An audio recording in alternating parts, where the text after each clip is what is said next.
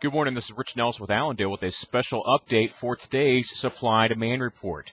As is always at this time of month here, USDA gives us new revised numbers for both old crop as well as new crop expectations.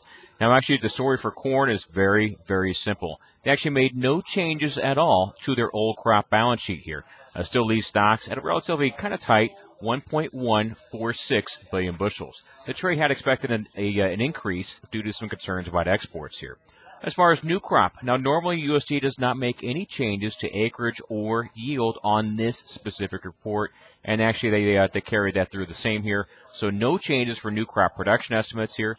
We still are seeing with the large 165.3 bushel per acre yield is still seen as far as that goes. And no changes on new crop demand, so USDA is still suggesting an increase in new crop stocks to now 1.726, unchanged from last month. Over on the world balance sheet, as far as corn goes, only a minor increase on the world old crop ending stock number from 168.4 million tons up to 169.1. So only a minor increase as far as that goes.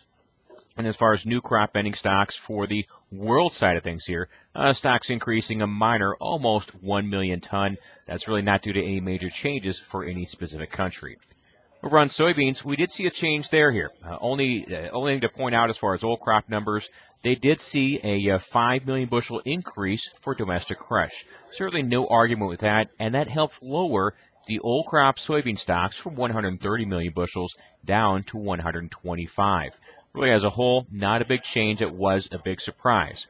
On new crop soybeans, just like corn, there are no changes for any of these numbers here laid out. As far as these issues, still looking at an increase for production to 3.6 billion bushels. They're still using 45.2 bushel per acre for a yield number. So no changes there on production, and no changes on the other issues as far as demand.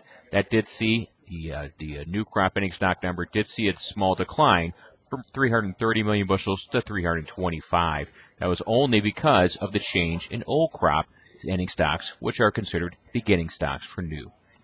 Now, as far as the new crop soybean balance sheet for the world side of things here, no changes there really to speak of that are impact the markets. 82.2 million tons last month for new crop bean stocks, and now 82.9 million tons. Not a big issue as far as market moving events on this side here.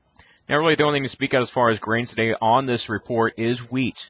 USDA, of course, is closing the books on the old crop wheat balance sheet here. Keep in mind the old crop marketing year that stopped as of the end of May. This is now actually considered the new crop season here. So as far as this goes, USDA is just more or less finding out what the final demand numbers were for old crop and making those changes on this report. As far as that goes, an increase in stocks from 583 million bushels to 593 million bushels for this old crop wheat number here. Over on the new crop side of things here, USDA did start off with a decline for production. They dropped 21 million bushels off of their production number, now 1.242 billion bushels. As far as the other changes, though, that kind of offset that with some of the other issues as far as feed use. I also see some numbers, a decline here for exports as well. So as a whole, even though USDA dropped its estimate for production, they actually saw a net increase in ending stocks because we said the change in the old crop numbers, also the drop for new crop demand. So as a whole, USDA suggested 540 million bushels was last month's number for new crop stocks. That's now increased to 574.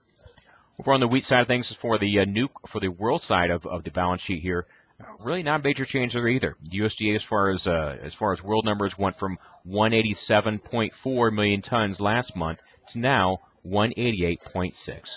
So as a whole, USDA still left us with a lot of questions that will be not answered for quite a few weeks.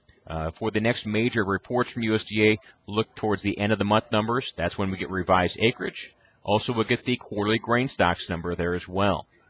And those will be focused and reflected also on the July supply-demand report. Keep in mind, for the July report, we'll also get our first crack at changing yields. Right now, that trade expectation is for an increase for both corn and soybean yields. If you have any questions about this report, markets, marketing in general, feel free to give Allendale a call here, 1-800-262-7538.